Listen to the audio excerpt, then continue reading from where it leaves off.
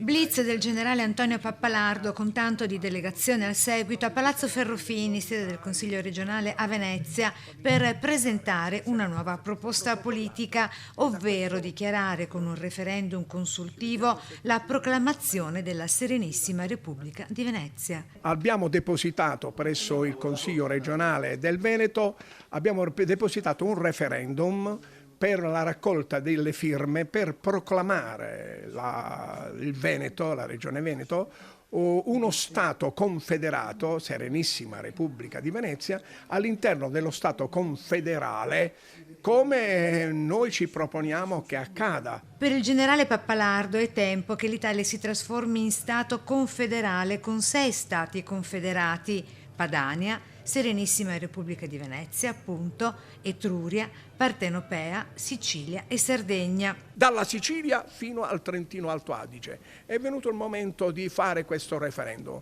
L'abbiamo presentato e siamo sicuri che arriveremo al nostro obiettivo. Obiettivo che a breve vedrà la raccolta delle firme in tutte le piazze anche del nostro territorio. Perché la gente non ne può più. Signori, vogliamo dimenticare che oggi il Paese è nelle mani di un governo che fino a ieri inneggiava al fascismo.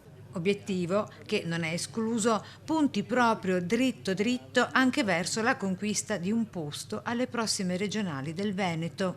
Alla fine, ecco, abbiamo depositato l'atto è stato protocollato e da questo momento noi inviteremo i popoli veneti, esclusivamente i popoli veneti, a firmare questo referendum per far sì che ritorni il Veneto ad essere Serenissima Repubblica di Venezia.